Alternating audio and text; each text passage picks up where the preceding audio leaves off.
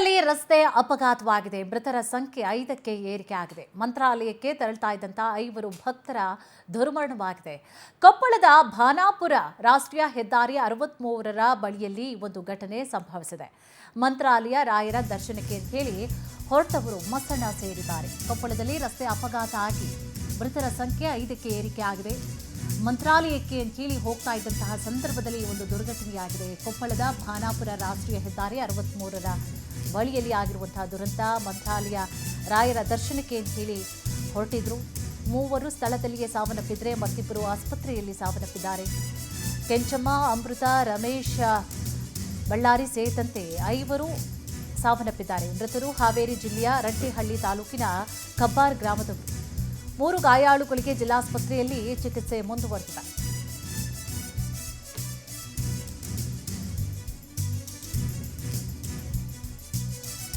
ರಾಯರ ದರ್ಶನವನ್ನ ಮಾಡ್ಕೊಂಡು ಬರೋಣ ಅಂತ ಹೇಳಿ ಕುಟುಂಬ ಸಮೇತವಾಗಿ ಹೋಗ್ತಾ ಇದ್ರು, ಭಕ್ತರು ಹೋಗ್ತಾ ಇದ್ರು.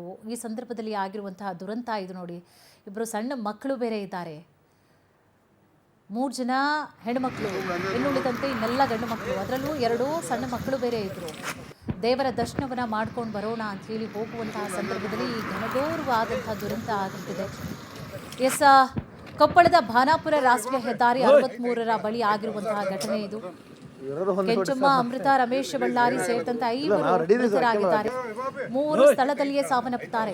ಜೊತೆಗೆ ಇನ್ನಿಬ್ರು ಆಸ್ಪತ್ರೆಯಲ್ಲಿ ಸಾವನ್ನಪ್ಪಿದ್ದಾರೆ. ಓಮಿನಿ ವಾಹನದಲ್ಲಿ ಮಂತ್ರಾಲಯಕ್ಕೆ ಹೋಗ್ತಾ ಇದ್ರು.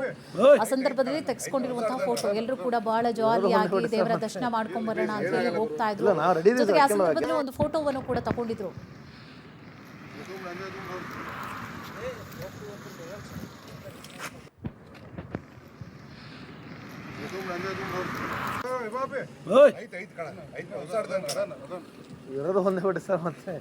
ಹೋಮಿನಿ ತಗೊಂಡ್ ಹೋಗ್ಬೇಕಾರ ಏನಾಗೈತಿ, ಮೇನ್ ರೋಡ್ನ್ಯಾಗ ಬರ್ಬೇಕಾರ ಲಾರಿನ ಬಂದು ಲಾರಿನ ಬಂದ್ ಗುದ್ದಿರಿ. ಈ ಈಚೆ ಕಡೆ ರೋಡಿಂದ ಈಚೆ ಕಡೆ ರೋಡಿ ಬಂದ್ ಗುದ್ದಿ. ಹಾವೇರಿಯಿಂದ ಬಂದೈತ್ರಿ. ಮಂತ್ರಾಲಯ ಕೊಂಟಿದ್ರಿ? ಮಂತ್ರಾಲಯ ಕೊಂಡೈತಿ ಗಾಡಿ ಹೋಮಿನಿ. ನಮ್ಮ ಇವ್ರದ್ದು ನಮ್ಮ ಸಂಬಂಧಿಕರು ಒಟ್ಟು ಡ್ರೈವರ್ನು ಸೇರಿ 9 ಮಂದಿ ಅದಾರ. ಈಗ ಡ್ರೈವರ್ನು ಸೇರಿ 4 ಇದಾರೆ. ನನ್ನ ಮಗಳು ಒಂದ್ರಿ, ಆಮ್ಯಾಗ ನಮ್ಮ ಸಸಿ ಒಂದು, ನಮ್ಮ ತಮ್ಮ ಒಂದು. ಹೋಮಿನಿ ತಗೊಂಡ್ ಹೋಗ್ಬೇಕಾರ ಏನಾಗೈತಿ, ಇಲ್ಲಿ ಹಾವೇರಿಗ ಇವ್ರ ಹೆಂಡತಿ ಚಿಕ್ಕಪ್ಪರ ಇದ್ರು. ಅಲ್ಲಿಗೆ ಮಂತ್ರಾಲಯ ಕೊಂಡಿದ್ದೇವೆ. 2 ಸೀಟ್ ಖಾಲಿ ಅದೇವು ಅಂತ ಅವ್ರ ಚಿಕ್ಕಪ್ಪರ ಕರ್ಕಳಿಸಿದ್ರೆ. ಆಮೇಲೆ ಇವ್ರು ಬಂದರು.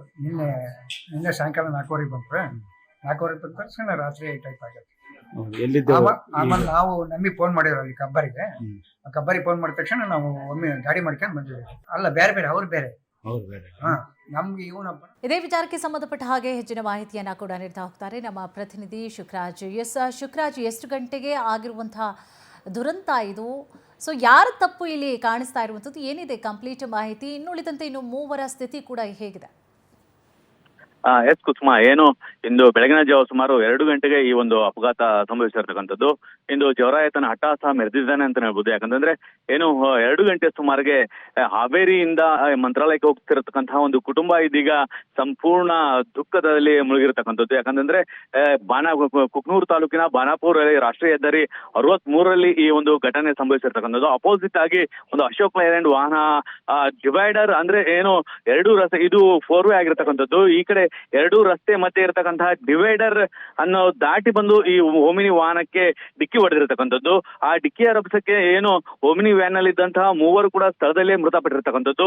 ಇನ್ನು ಒಟ್ಟು ಅಂದ್ರೆ ಈ ಓಮಿನಿ ವ್ಯಾನ್ ಅಲ್ಲಿ ಒಟ್ಟು 9 ಜನರು ಪ್ರಯಾಣ ಮಾಡ್ತಿರ್ತಕ್ಕಂಥದ್ದು. ಅಂದ್ರೆ 9 ಜನರಲ್ಲಿ 3 ಅಲ್ಲೇ ಸ್ಥಳದಲ್ಲೇ ಮೃತಪಟ್ಟಿದ್ರೆ ಇನ್ನು ಉಳಿದವರನ್ನು ಕೊಪ್ಪಳ ಜಿಲ್ಲಾ ಆಸ್ಪತ್ರೆಗೆ ಟ್ರೀಟ್ಮೆಂಟ್ಗಾಗಿ, ಹೆಚ್ಚಿನ ಚಿಕಿತ್ಸೆಗಾಗಿ ರವಾನಿಸಲಾಗಿತ್ತು. ದುರಾದೃಷ್ಟವಶಾತ್ ಈಗ ಜಿಲ್ಲಾಸ್ಪತ್ರೆಯಲ್ಲಿ ಚಿಕಿತ್ಸೆ ಫಲಕಾರಿಯಾಗದೆ 2 ಮೃತಪಟ್ಟಿರ್ತಕ್ಕಂಥದ್ದು. ಪ್ರವೀಣ್ ಮತ್ತು ಚಿನ್ಮಯ ಅನ್ನ ವ್ಯಕ್ತಿಗಳು 2 ಕೂಡ ಈಗ ಜಿಲ್ಲಾ ಆಸ್ಪತ್ರೆಯಲ್ಲಿ ಮೃತಪಟ್ಟಿರ್ತಕ್ಕಂಥದ್ದು. ಇನ್ನು ಉಳಿದಂತವರ ಚಿಕಿತ್ಸೆ ಈಗ ಮುಂದುವರಿತಾ ಇದೆ. ಬಹಳಷ್ಟು ಗಂಭೀರ ಗಾಯಗಳನ್ನು ಕೂಡ ಈಗ ಏನು ಪ್ರಯಾಣಿಸತಕ್ಕಂತಹ ಉಳಿದವರ ಚಿಕಿತ್ಸೆಯಲ್ಲಿ ಮುಂದುವರಿತಾ ಇದೆ ಅಂತ ಹೇಳ್ಬೋದು. ಒಟ್ಟಾರೆ ಈ ಒಂದು ಘಟನೆ ನಿಜಕ್ಕೂ ಕೊಪ್ಪಳ ಜಿಲ್ಲೆಯ ಜನರನ್ನು ಬೆಚ್ಚಿ ಬೀಳಿಸಿರ್ತಕ್ಕಂಥದ್ದು. ಮುಂಜಾನೆ ಸಮಯದಲ್ಲಿ ಅಚಾತುರ್ಯ ಆಗ್ತಾ ಇರತಕ್ಕಂತಹ ಪ್ರಕರಣಗಳಲ್ಲಿ ಸಾಕಷ್ಟು ಬಾರಿ ಡ್ರೈವರ್ಗಳ ಒಂದು ಮುಂಜಾಗ್ರತೆ ಕ್ರಮ ಅಂದ್ರೆ ಅವರು ನಿತ್ಯ ಮಂಪರ್ನಲ್ಲಿ ಇಂತಹ ಒಂದು ಘಟನೆಗಳು ನಡೀತಾ ಇದೆ ಅಂತಂದು ಅಲ್ಲಿ ಸ್ಥಳೀಯರು ಕೂಡ ಆಗ ಹೇಳ್ತಿರ್ತಕ್ಕಂಥದ್ದು. ಥ್ಯಾಂಕ್ ಯು ತಮ್ಮೆಲ್ಲ ಮಾಹಿತಿಗಾಗಿ.